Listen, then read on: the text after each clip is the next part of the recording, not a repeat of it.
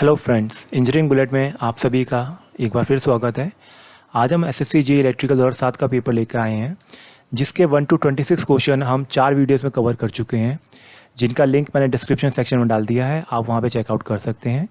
The remaining question अब हम शुरू करेंगे करना। इससे पहले मैं आपको एक बात और बताना चाहूँगा कि अगर आपको वीडियो अच्छा लगता है तो लाइक शेयर सब्सक्राइब जरूर कीजिए। इस वीडियोज़ को शेयर कीजिए लोगों से, ताकि हम एक हेल्दी कम्युनिटी बना सकें जहाँ पे हम काफ़ी ज़्यादा क्वेश्चन डिस्कस कर सकें, सॉल्यूशन डिस्कस कर सकें। और साथ ही मैं यहाँ पे एक चीज़ और शुरू करने वाले हैं। हम एक जनरल साइंस के कुछ क्वेश्चन शुरू करेंगे बुलेट पॉइंट्स में, और कुछ टाइम बाद अब इलेक्ट्रॉनिक्स के लेक्चर आने भी शुरू हो जाएंगे। तो आप हमारे इंजीनियरिंग बुलेट को देखते रहिए। तो चलिए शुरू करते हैं लेक्चर को। क्वेश्चन नंबर 27 से शुरू करते हैं। 2 हीटर दे रखे हैं जिनकी रेटिंग दे रखी है 1 किलोवाट, ठीक है, और 250 वोल्ट के। दोनों को हमने कनेक्ट कर दिया सीरीज़ में across 250 volt 50 hertz AC means. ये मान लीजिए स्ट्राइक समथिंग डायग्राम है आपका, ठीक है। यहाँ पे वोल्टेज है आपकी 250 वोल्ट की। तो उसने पूछा कि जो टोटल पावर ड्रॉन कर रहा है ये सर्किट सप्लाई से वो कितना है, यानी टोटल पावर जो सर्किट ड्रॉ कर रहा है सप्लाई से वो कितना है। देखिए, इस क्वेश्चन करने के 2 तरीके हैं आपके। एक तरीका मैं जो लेंदी तरीका है और जो टाइम कंज्यूमिंग है वो मैं पहले बता देता हूँ, फिर हम शॉर्टकट देखेंगे इस क्वेश्चन का। क्वेश्चन में क्या करना पड़ेगा आपको पावर पता है ना, दोनों की, और वोल्टेज पता है। तो आप रेजिस्टेंस कैलकुलेट कर देंगे सीधा। P1 = V1 square by R1 से R1 कैलकुलेट हो गया V1 square by P1। Similarly आप R2 कैलकुलेट हो जाएगा V2 स्क्वायर बाय P2। दोनों कैलकुलेट कर दिए। अब टोटल पावर आपको कैलकुलेट करनी है सर्किट की, तो क्या होगी वो वोल्टेज, ये कांस्टेंट है, ये वोल्टेज के अक्रॉस लगी हुई है, तो V स्क्वायर अपॉन में R1 + R2। V square by R ही तो होता है पावर। तो बस इस फॉर्मूले से आप कैलकुलेट कर देंगे। R1 R2 सीरीज़ में आपके, तो वोल्टेज कितनी है 250 अक्रॉस लगी हुई है। R1 क्या है V स्क्वायर बाय P, तो 250 square by P 1000, 250 square by 1000, ठीक है। दोनों का एडिशन होगा तो जो आंसर आएगा आपका वो आ जाएगा 500 वॉट। तो ये थोड़ा लेंदी तरीका है, और एसएससी जी में मान लीजिए क्वेश्चन आ रखा है तो आप समझ सकते हैं कि थोड़ा आपने टाइम वेस्ट कर दिया, और वहाँ टाइम की ही वैल्यू है। एग्ज़ाम स्कोर करने के लिए अब तो जैसे कट ऑफ बहुत हाई जा रही है, 150 के अराउंड जा रही है, उससे अबव जा रही है कभी, तो आपको करीबन टाइम बहुत आपको स्मार्टली खेलना है टाइम के साथ। तो जो उसका शॉर्टकट तरीका है, आपको फार्मूला मैं बता देता हूँ। अगर 2 रेजिस्टेंस सीरीज़ में लगे हुए हैं तो जो नेट टोटल पावर होती है P1 P2 अपॉन में P1 + P2। ये फार्मूला शायद आपने कहीं देखा होगा पर कभी अप्लाई नहीं किया होगा। इसको फार्मूला सीधा आप अप्लाई कीजिए और आंसर पाइए। और ये फार्मूला से आप यूज़ करेंगे तो आप मेंटली इसको कैलकुलेट कर लेंगे। आपको इवन राइट तक कुछ नहीं करना। देखिए ना, P1 कितनी है 1000, इंटू में 1000, P2 वो भी 1000 है, अपॉन P1 + P2 कितना होगा 2000। तो 1000 से वो काट दीजिए 1000 का, और तो नीचे आ जाएगा आपका 2 रह जाएगा, और ऊपर कितना रह गया 1000 रह गया आपका। सिंपल, बस काट दीजिए, आ गया आपका 500। कितनी देर लगी आपको? हार्डली कुछ सेकंड्स लगे सॉल्व करने के। तो मैं ये कह रहा हूँ आपको स्मार्टली क्वेश्चन सॉल्व करने पड़ेंगे वहाँ पे, अगर आपको ये एग्ज़ाम क्रैक करना है या फिर कोई भी एग्ज़ाम क्रैक करना है तो। और केस 2 आ जाता है इसका। मान लीजिए यही अगर रेजिस्टेंस पैरेलल में लगे होते, आपके सर्किट पैरेलल में लगे होते, तो जो नेट टोटल पावर होती है वो P1 + P2 होती है, ठीक है। मे बी ये क्वेश्चन कहीं पूछ लिया जाए तो आपको आना चाहिए। डायरेक्टली ऐसे सॉल्व नहीं करना, आपको सीधा इस फॉर्मूला यूज़ कीजिए और आंसर पाइए। चलिए नेक्स्ट क्वेश्चन में चलते हैं, क्वेश्चन नंबर 28 पे। क्वेश्चन नंबर 28 में पूछा गया है कि एक मोहर रिले दे रखा है। मोहर रिले नहीं, उसने क्वेश्चन पूछा है कि mho relay is use to protect, मतलब किसको प्रोटेक्ट करने के लिए मोहर रिले हम यूज़ करते हैं। क्वेश्चन ऑप्शन है आपके long transmission line, medium length line, short length line, या ऑल ऑफ द अबव। तो करेक्ट आंसर जो है इसका A, that is long length line, long transmission lines. Question को करने से पहले हम देख लेते हैं कि लॉन्ग, मीडियम, शॉर्ट लाइन होती क्या है। ये देखिए, शॉर्ट लाइन जो होती है वो होती है जो फ्रिक्वेंसी इंटू लेंथ का जो प्रोडक्ट होता है वो K स्टैंड फॉर 4000 से कम होता है, जहाँ पे फ्रिक्वेंसी जो है आपकी वो है हर्ट्ज़ में और लेंथ है किलोमीटर में, ठीक है। मीडियम लेंथ लाइन जो होती है उसका प्रोडक्ट जो होता है FL का वो 4000 से बड़ा होता है और 12000 से छोटा होता है। और लॉन्ग लेंथ लाइन होती है जिसमें जो प्रोडक्ट होता है 12000 से ज़्यादा होता है। इसका मैं एक एग्जांपल ले लेते हैं, जो क्वेश्चन आपको देखा भी होगा अपने CL वदवा में या कहीं पेपर में आ भी जाता है, ठीक है। ये गेट में भी आ चुका है क्वेश्चन। मान लीजिए फ्रिक्वेंसी 500 हर्ट्ज दे रखी है और हमारी जो लेंथ है लाइन की वो 80 किलोमीटर है। तो क्वेश्चन पूछा गया है कि लाइन आपकी क्या होगी, शॉर्ट, मीडियम या लॉन्ग। तो प्रोडक्ट आप देख लीजिए ना, कर लीजिए। जो FL करेंगे तो 40 की आ रहा है, यानी 40,000 आ रहा है, तो कितना हो गया, 12,000 से ज़्यादा हो गया, तो लॉन्ग लेंथ लाइन हो गई। तो ये वो नहीं है कि 80 किलोमीटर से कम है तो हम शॉर्ट लेंगे, मीडियम या लॉन्ग। ये आप इसको लॉजिक को यूज़ करेंगे, आपका आंसर कभी गलत नहीं आएगा। तो ठीक है, पहले हमने चीज़ यहाँ पे जान ली। चलिए अगली चीज़ पे अब आ जाते हैं। शॉर्ट ट्रांसमिशन लाइंस जो होती हैं उसमें हम जो रिलेज यूज़ करते हैं प्रोटेक्शन के लिए, वो होता है रिएक्टेंस रिले। ठीक है, पहली पॉइंट। रिएक्टेंस रिले जो होता है वो होता है सिंगल क्वांटिटी रिले, यानी इनपुट क्वांटिटी जो होती है वो करंट होती है आपकी। ये नॉन डायरेक्शनल नेचर होता है इसका, और ओवर करंट रिले इसे बोलते हैं, ओवर करंट रिले भी बोलते हैं, इसका एक और नाम होता है। ठीक है, इसको यूज़ करते हैं प्रोटेक्शन अगेंस्ट अर्थ फॉल्ट। इंपॉर्टेंट पॉइंट ये आना चाहिए आपको। ठीक है, अर्थ फॉल्ट के प्रोटेक्शन के लिए ही यूज़ किया जाता है ये। ठीक है, फिर आता है मीडियम ट्रांसमिशन लाइन, इसे बोलते हैं impedance relay. Impedance relay protection के लिए यूज़ की जाती है। ये नॉन डायरेक्शनल नेचर में होती है। ये 2 क्वांटिटी रिले होती है, इनपुट में 2 क्वांटिटीज होती है, V और I यूज़ किए जाते हैं। फिर आती है आपकी लॉन्ग ट्रांसमिशन लाइंस, जिन्हें बोलते हैं महो रिले। ठीक है, महो रिले क्या होता है, it's a voltage restrain directional relay. मतलब डायरेक्शनल रिले तो होती है, पर वोल्टेज इसमें रिस्ट्रेनिंग क्वांटिटी होती है। ये सब क्या होता है मैं आपको बताऊंगा अभी थोड़ी देर में। ठीक है, तो महो रिले क्या होगी, लॉन्ग ट्रांसमिशन लाइन, आपको आंसर मिल गया। अब देखिए, अगर हम बात करते हैं, सबसे पहले तो हम जान लेते हैं कि डायरेक्शनल, मैंने वर्ड यूज़ किया ना, नॉन डायरेक्शनल, डायरेक्शनल, इसका मतलब क्या होता है। तो पहले देख लेते हैं non directional relay. Non directional relay होते हैं जब करंट डायरेक्शन जो होती है किसी भी साइड से हो जाए, यानी लोड साइड से हो या सोर्स साइड से, मैटर नहीं करता, उसे बोलते हैं नॉन डायरेक्शनल रिले। लेकिन डायरेक्शनल रिले में होता है जब करंट डायरेक्शन एक पर्टिकुलर साइड से ही हो, यानी या तो लोड साइड से हो या सोर्स साइड से। ये आपका हो गया डायरेक्शनल रिले आपका। अच्छा, इसके बाद आ जाते हैं आपका क्वेश्चन में, जो शॉर्ट ट्रांसमिशन लाइन है आपकी, जो रिएक्टेंस रिले है उसका अगर हम डायग्राम देखें, उसका रिएक्टेंस डायग्राम देखें X और R के बीच में, तो ऑपरेटिंग कैरेक्टरिस्टिक, तो ये देखेंगे वो पैरेलल टू R होती है। ठीक है, अगर हम ऊपर देखेंगे तो यहाँ इस पार्ट में ब्लॉक करता है, यहाँ पे वो ट्रिप कर देता है। इससे नीचे होगा वैल्यू तो लाइन को ट्रिप कर देगा। ये सर्किट डायग्राम पूछ लिया जाता है इसका, आपका ऑपरेटिंग कैरेक्टरिस्टिक का डायग्राम आपका, यह है रिएक्टेंस रिले का। फिर आ जाते हैं हम आपका इम्पीडेंस डायग्राम पे। उसमें क्या होता है, X और R के बीच में सर्कल होता है आपका, यानी जो इनसाइड है आपका वो ट्रिप करेगा, आउटसाइड ब्लॉक करेगा। ये इस तरीके से होता है कि मान लीजिए इम्पीडेंस जो होता है, क्योंकि मैंने बताया ना वो VI कैरेक्टरिस्टिक बहुत होती है इसमें, तो मॉड Z जो होता है, जो इम्पीडेंस होता है लाइन का फॉल्ट के वक्त, मॉड ZRS से अगर छोटा है, ZRS मतलब मान लीजिए इम्पीडेंस जो रिले सेटिंग का है। ठीक है, अगर इससे छोटा है तो लाइन मार जाएगी ट्रिप। इस अंदर का पोर्शन की बात कर रहा हूँ मैं। ठीक है, लाइन ट्रिप मार जाएगी। लाइन ट्रिप मतलब रिले एक आपको वो दे देगा, सिग्नल दे देगा और लाइन को ट्रिप कर देगा वो। और मॉड Z अगर ग्रेटर देन मॉड ZRS है तो लाइन वर्क करती रहेगी नॉर्मली। ठीक है, अच्छा, फिर आ जाते हैं तीसरे लॉन्ग ट्रांसमिशन लाइन, जिसे बोलते हैं महो रिले। महो रिले का जो डायग्राम होता है वो इस तरीके से होता है, जो आपका सर्कल होता है वो टच करते जाता है ओरिजिन से। ये क्वेश्चंस जो डायग्राम्स है ना आपके, ये सीधा IAS में पूछ लिए जाते हैं। अगर IAS में पूछ सकते हैं, क्योंकि सेंट्रल लेवल एग्जाम है, तो SSC में भी पूछा जा सकता है कल को। ठीक है, ये आपको आना चाहिए। इनसाइड आपका लाइन ट्रिप करेगी, आउटसाइड ब्लॉक करेगी, यही पूछ सकते हैं, इंपॉर्टेंट पॉइंट है। अब थोड़ा महो रिले के बारे में देख लेते हैं हम। अभी तो हमने ऊपर खाका देख लिया सबका, अब महो रिले के बारे में थोड़ा और जानते हैं।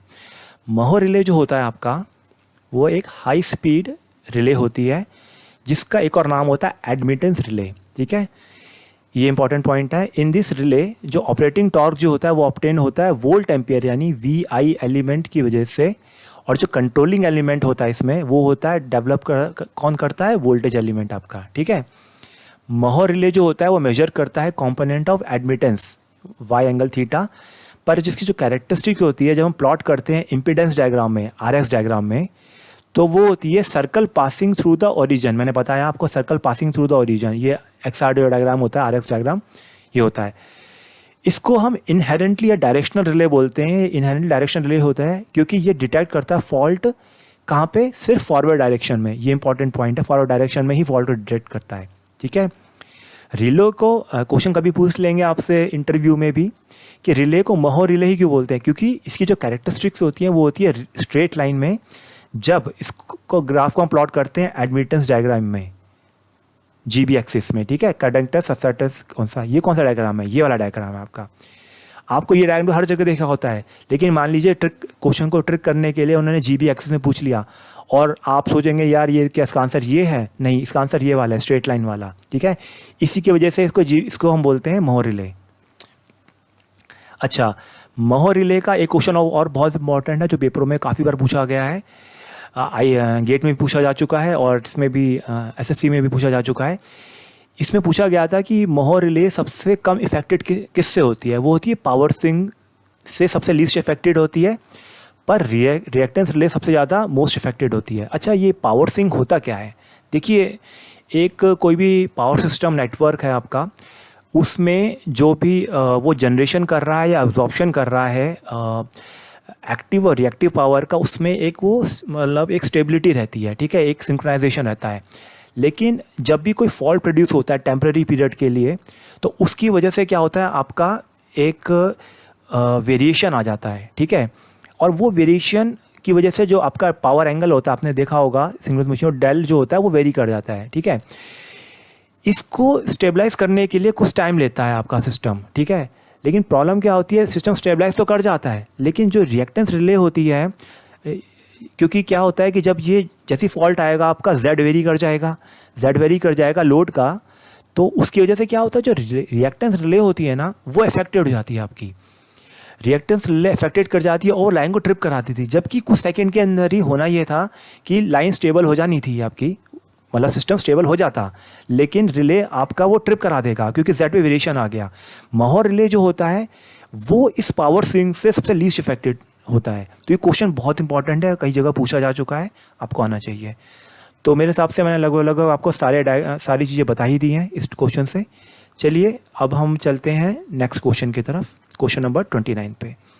क्वेश्चन में पूछा गया है, एक फील्ड वाइंडिंग दे रखी है ऑल्टरनेटर की, field winding of an alternator requires DC supply, AC supply, pulsating DC या एनी ऑफ द अबव। यानी फील्ड वाइंडिंग जो अल्टरनेटर की होती है उसे किस चीज़ की ज़रूरत होती है, हम उसमें क्या देते हैं, DC, AC, पल्सेटिंग या एनी ऑफ द अबव। तो इसका करेक्ट आंसर है DC सप्लाई, ठीक है। जो फील्ड एक्साइटेशन होता है उसका सिंक्रोनस मशीन में, उसका मतलब होता है प्रोवाइडिंग DC करंट या DC current to rotor part of the synchronous machine. Field of an alternator is usually excited at 125 और 250 वोल्ट DC। ये इंपॉर्टेंट पॉइंट है, कितनी वैल्यू होती है ये पूछते हैं। देखिए, जो सिंक्रोनस मशीन जो होती है उसमें आपका जो आर्मेचर होता है वो स्टेटर पे होता है, और जो आपका रोटर पार्ट होता है, यानी जो फील्ड वाइंडिंग होती है वो आपकी रोटर पार्ट पे होती है, वो मूव करती है, और अल्टरनेट जो आर्मेचर होता है फिक्स रहता है। ये जो अपोजिट होता है DC जनरेटर के केस से, ठीक है। इसके कुछ अपने अलग एडवांटेजेस हैं, जैसे स्लिप रिंग की हमें कम आवश्यकता होती है इसमें, ठीक है। सेकंड थिंग होती है, इसमें हमारा कूलिंग वेंटिलेशन का बेनिफिट रहता है हमारा, और थोड़ा सा हमें जो मैकेनिकल बैलेंसिंग ज़्यादा होती है इसमें, इसलिए हम स्टेटर पे आप आर्मेचर को रखते हैं, है ना। अब क्वेश्चन में ये पूछा है कि उसने ऑल्टरनेट की फील्ड वाइंडिंग हमारी जो हम देते हैं वो DC सप्लाई ही क्यों होती है। देखिए, इसका सॉल्यूशन ये है कि ऑल्टरनेटर में अगर हम DC सप्लाई पास करते हैं रोटर पार्ट पे, तो क्या होता है कि हमारी कांस्टेंट फील्ड डेवलप कर जाती है, कहाँ पे, रोटर पे, ठीक है। मतलब उस पार्ट में हमारी डेवलप करती है, जो क्या करती है, रोटर को रोटेट करती है। और फिर जब हम रोटर को रोटेट करते हैं, ठीक है, हम मान लीजिए हमने DC सप्लाई दी, तो DC हमारी फील्ड बनेगी, हमारी कांस्टेंट फील्ड बनेगी, मैग्नेटिक फील्ड। और उसके बाद वो जो फ्लक्स हम जब रोटेट करेंगे उसको, ठीक है, तो उससे जो फ्लक्स प्रोड्यूस होगा वो रोटेटिंग फील्ड में आ जाए, वो रोटेट करेगा और वो कट करेगा कंडक्टर्स को स्टेटर पार्ट में, ठीक है। और जब कटिंग होगी तो आपको पता है फैराडेज लॉ के अकॉर्डिंग EMF इंड्यूस हो जाएगी आर्मेचर वाइंडिंग में। ये नॉर्मल मेथड होता है। अब क्वेश्चन ये है, मान लीजिए कि ऑप्शन में AC भी तो है, तो AC क्यों नहीं हम यूज़ करते। सपोज हम मान लेते हैं हमने AC लगा दी एक बार, ठीक है, फर्ज को मान लीजिए हमने AC लगा दी। अब हमने फील्ड वाइंडिंग में जब AC लगा दी, तो हमारी जो फील्ड प्रोड्यूस होगी वो अल्टरनेटिंग होगी या पल्सेटिंग नेचर में होगी। अच्छा, आपको पता है, अगर आपने जैसे वो इंडक्शन मोटर में पढ़ा हो आपने, वन फेज इंडक्शन मोटर में जब हम पल्सेटिंग फील्ड्स की बात करते हैं, मैग्नेटिक फील्ड की, तो हम यूज़ करते हैं डबल फील्ड रिवॉल्विंग थ्योरी, ठीक है। तो इसका मतलब क्या होता है कि हमारा जो पल्सेटिंग फील्ड है, दो पार्ट में ब्रेक कर जाती है, एक जो फॉरवर्ड डायरेक्शन में मूव कर रही है और एक जो बैकवर्ड डायरेक्शन में मूव कर रही है। मान लीजिए फॉरवर्ड की जो स्पीड है वो v है और स्पीड में मूव कर रहा है, जो रिवर्स में मूव कर रही है बैकवर्ड में, वो माइनस v है, ठीक है। तो जो रिलेटिव स्पीड होगी बैकवर्ड रोटेटिंग फील्ड की वो ज़ीरो हो जाएगी आपकी, ठीक। तो अगर जब वो ज़ीरो हो गई तो उसकी वजह से बैकवर्ड रोटेटिंग फील्ड की वजह से कोई हम चेंज इन फ्लक्स नहीं देखेंगे, तो इसलिए कोई भी आपका ईएमएफ जनरेट नहीं होगा आर्मेचर टर्मिनल पे। लेकिन जो फॉरवर्ड रोटेटिंग फील्ड है उसकी वजह से जो आपका फ्लक्स रोटेटिंग फ्लक्स जो प्रोड्यूस होगा वो 2v के रिस्पेक्ट में होगा, क्योंकि स्पीड इसमें ट्वाइस हो जाएगी, मतलब v minus of minus v, ठीक है, 2v। तो उसकी वजह से जो होगा आपका जो स्पीड है वो डबल हो गई, आपकी स्पीड डबल हो गई। तो उसकी वजह से आपका जो फ्रीक्वेंसी होगी वो भी डबल हो जाएगी आपकी। जो ईएमएफ तो उसी रेट पे जनरेट करेगा, ईएमएफ तो उसी रेट पे जनरेट करेगा ना, बस फ्रीक्वेंसी तो डबल करिए, because frequency is proportional to N. N double हो गया तो एफ डबल हो गया। अब जब फ्रीक्वेंसी डबल हो गई तो हाई फ्रीक्वेंसी की वजह से आपको पता ही है कि क्या क्या चीज़ें होती हैं, कोर लॉसेस हमारे बढ़ जाएंगे ऑल्टरनेटर्स में, ठीक है। इसकी वजह से क्या होगा, लॉसेस बढ़ जाएंगे तो हमारी एफिशिएंसी कम हो जाएगी। इसलिए हम उसको कभी भी एसी पे हम यूज़ नहीं करते, फील्ड वाइंडिंग में हम एसी सप्लाई नहीं देते, ठीक है। ये इसका आप डायग्राम है, रफली आप देख सकते हैं स्टेटर वाइंडिंग कहाँ लगती है, रोटर कहाँ लगती है, हम यहाँ से सप्लाई ले रहे हैं, बेसिक डायग्राम है, इतना कुछ है नहीं इसमें। चलिए हम अगले क्वेश्चन में चलते हैं। तो क्वेश्चन नंबर 30 पे क्वेश्चन में पूछा गया है, तो न्यूमेरिकल बेस्ड क्वेश्चन है। क्वेश्चन में पूछा गया है कि अगर कॉपर लॉस ट्रांसफार्मर के दे रखे हैं एट 7/8 ऑफ फुल लोड, वो उसकी वैल्यू दे रखी 4900 वाट, तो कह रहा है कि उसका फुल लोड कॉपर लॉस कितना होगा, उसमें कितना होगा, ठीक है। इस क्वेश्चन को करने के भी हमारे पास दो तरीके हैं। पहला तरीका तो है कि मान लेते हैं कि फुल लोड कॉपर लॉस है ट्रांसफार्मर का वो x है आपका, ठीक है, सपोज। तो आपको ये बात जानते हैं कि जो कॉपर लॉस होता है वो क्या होता है, प्रोपोर्शनल टू आई स्क्वायर होता है, आई स्क्वायर आर होता है ना, तो आर कांस्टेंट मान लेते हैं, ठीक है। अब कॉपर लॉस हमारा ये है, अब कॉपर लॉस फुल लोड पे जो हमारा सपोज वो कितना हो गया, x हो गया, ठीक है, आपका फुल लोड पे, ठीक है। और उसके बाद जब हमारा 7/8 तो फुल लोड पे 4900 वाट हो गया, ठीक है। तो 7/8 फुल लोड पे हमारा 4900 वाट हो गया, ठीक है। तो x की वैल्यू क्या होगी आपकी, आप सिंपल रेशियो निकाल लीजिए ना दोनों का। ये कॉपर लॉस हो गया आपका फुल लोड पे और दूसरा आ जाएगा आपका 7/8 फुल लोड पे, वो कितना होगा 4900 हो गया 7/8 ऑफ स्क्वायर पे, ठीक है। आप दोनों का रेशियो कर लेंगे तो आपके पास ये वैल्यू आ जाएगी, ठीक है। x की 4900 डिवाइड बाई 64, 4900 अपॉन में 49 अपॉन में 80/64, ठीक है। तो उसको मल्टीप्लाई करेंगे तो ये वैल्यू आ जाएगी 6400 वाट। कोई बहुत टफ क्वेश्चन नहीं है, डायरेक्ट इस फॉर्मूले बेस पे आप दोनों को वैल्यू पुट करेंगे, आंसर आ जाएगा। इसका एक शॉर्ट तरीका और होता है, वो होता है कॉपर लॉस जो कैलकुलेट हम करते हैं, ठीक है। कॉपर लॉस जो कैलकुलेट करते हैं at x of full load is nothing but x square of full load copper loss. ये डायरेक्ट फार्मूला है, ये बहुत जगह पे काम आ जाता है। आपको अगर फार्मूला डायरेक्ट पता है तो सीधा क्वेश्चन सॉल्व कीजिए, आंसर पाइए। तो पर यूनिट कॉपर लॉस के लिए भी फार्मूला सेम रहता है, at of x of full, x मतलब वही हो 7/8 5th 6th कितना भी फुल लोड पे है, ठीक है। तो जो टर्म है वो यहाँ पे स्क्वायरिंग हो जाएगी of full load copper loss, ठीक है। तो हमारे पास दे रखा है copper loss at x of full load, यानी 7/8 ऑफ फुल लोड कितना है 4900, और हो गया आपका 7x स्क्वायर यानी कितना 7/8 का स्क्वायर इंटू में फुल लोड कॉपर लॉस। तो बस कर लीजिए full load copper loss calculate हो जाए 4900 डिवाइड बाय 7/8 का होल स्क्वायर। तो आंसर आ गया आपका B 6400 वाट, ठीक है। अच्छा, इसमें क्या है, अब थोड़ा सा हम लॉसेस के बारे में देख लेते हैं। लॉसेस जो होते हैं ट्रांसफार्मर में बेसिकली दो प्रकार के होते हैं, मेजर लॉसेस और माइनर लॉसेस।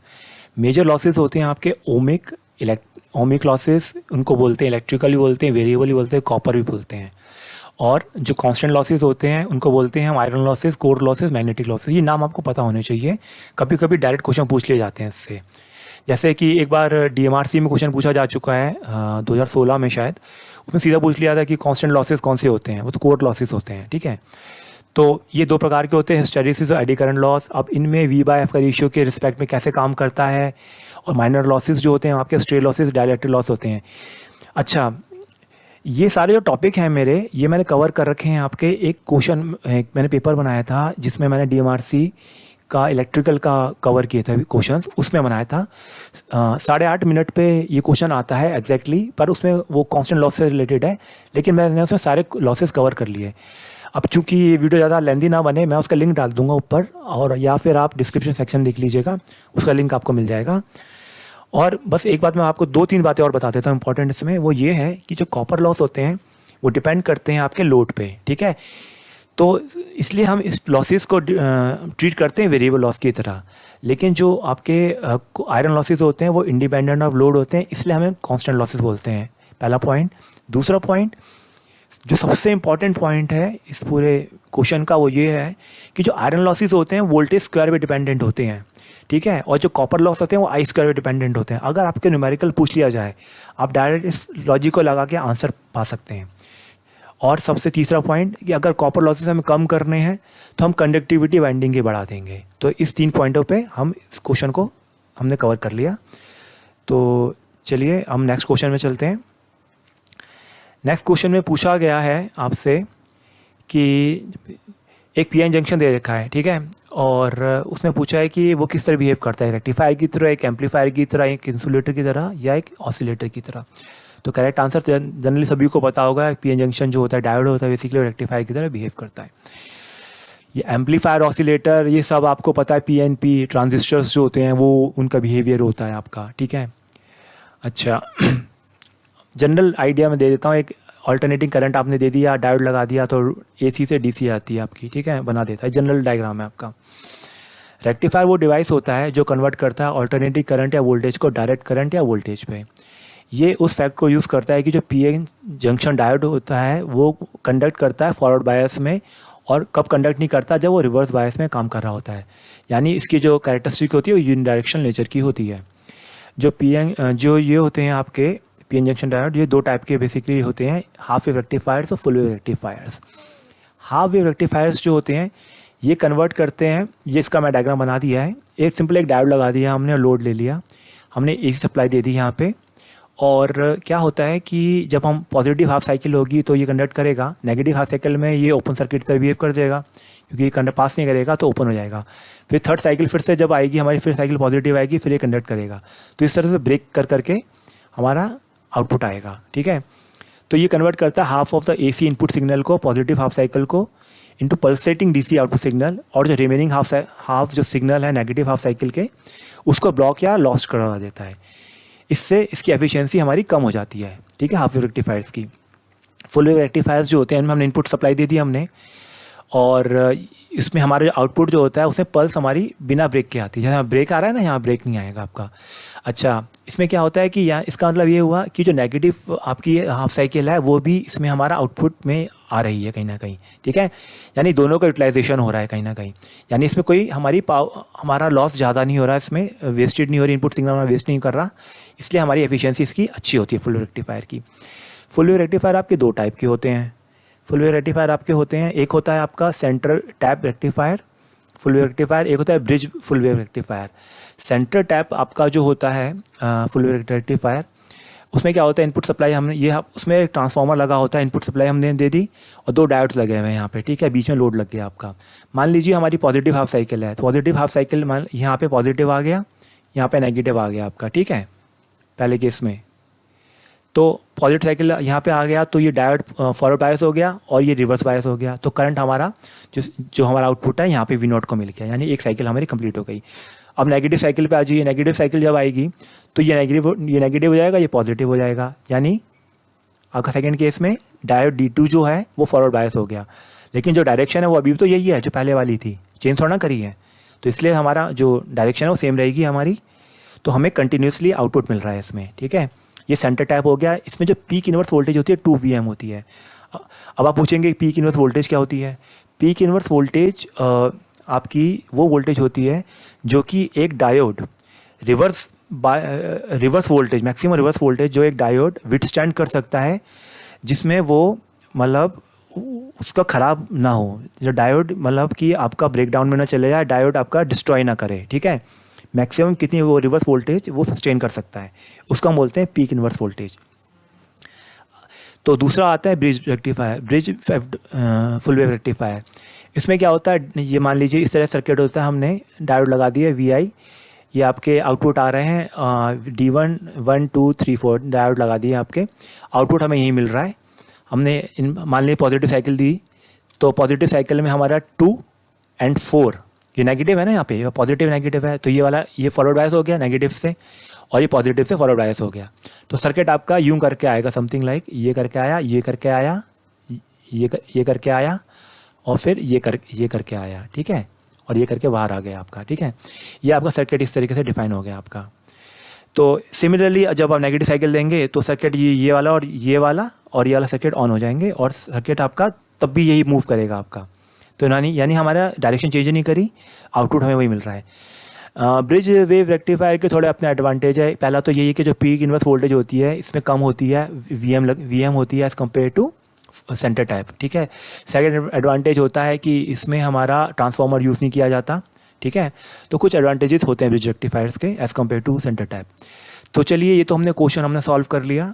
अब मैं सबसे इंपॉर्टेंट पॉइंट आपको बताने जा रहा हूँ, इसके जो वैल्यूज़ हैं, इसके जो क्वेश्चंस डायरेक्ट आते हैं, जो जितने भी आपके स्टेट इंजीनियरिंग एग्ज़ाम्स हैं उनमें ये क्वेश्चन पक्का आपको पूछे जाएंगे, इवन PSUs में पूछे जाते हैं, वैल्यूज़ पूछी जाती हैं। मैंने सभी को एक लयबद्ध तरीके से डाल दिया है, आप इनको देख लीजिए, और वैल्यूज़ सारी करेक्ट है, उनमें कोई आपको डाउट नहीं होगा इसमें। और मैं आपको सारी एक वैल्यूज़ बता देता हूँ, ठीक है। यहाँ से तो एवरेज वैल्यू जो है हाफ वेव रेक्टिफायर की VM/π होती है, फुल वेव रेक्टिफायर की होती है 2 VM/π। RMS वैल्यू होती है VM/2 होती है, और फुल वेव रेक्टिफायर की RMS वैल्यू होती है VM/√2, ठीक है। आसान है फॉर्मूला। एफिशिएंसी जो होती है मैंने बताया ना कम होती है, हाफ वेव रेक्टिफायर की 40.6%, फुल वेव की होती है 81.2%। रिपल फैक्टर जो होता है ये बहुत इंपॉर्टेंट है, ये बहुत क्वेश्चन में, इवन हरियाणा हिमाचल के JEEs के पेपर में तो आना ही आना है क्वेश्चन ये, ठीक है, या फिर MP के पेपर में आपको मिल जाएगा। रिपल फैक्टर की वैल्यू 1.21 होती है आपकी, और फुल वेव रेक्टिफायर की 0.48 होती है। रिपल फ्रिक्वेंसी जो होती है इनपुट, मान लीजिए इनपुट फ्रिक्वेंसी F है, तो वो सेम रहेगी जो इनपुट फ्रिक्वेंसी है आपकी, लेकिन फुल वेव रेक्टिफायर में ट्वाइस हो जाती है। ये जैसे आपका इंटरव्यूज़ होते हैं ECIL टाइप के, तो कभी कभी ये क्वेश्चन पूछ लिए जाते हैं इंटरव्यूज़ में, ये थोड़ा अच्छा क्वेश्चन आता है इंटरव्यू बेस पे। परसेंटेज वोल्टेज रेगुलेशन जो होती है इसकी RF/RL इंटू 100% होती है, फॉर्मूला सेम रहता है, RF/RL इंटू 100% होती है, ठीक है। अच्छा, फॉर्म फैक्टर जो होता है ये भी इंपॉर्टेंट वैल्यू है, 1.57, और फॉर्म फैक्टर जो फुल वेव रेक्टिफायर का 1.11 होता है। पीक फैक्टर या क्रैश फैक्टर इसका दूसरा नाम भी होता है, उसकी वैल्यू होती है 2, इसकी होती है √2। फॉर्म फैक्टर क्या होता है basically RMS value upon average value, और पी फैक्टर क्या होता है मैक्सिमम फैक्टर अपॉन में RMS वैल्यू, ठीक है। ये फिर डायरेक्ट पूछ लिए जाते हैं। तो मेरे हिसाब से मैंने इसमें सारे टॉपिक आपको कवर कर लिए। चलिए, thank you very much friends, keep watching engineering bullet.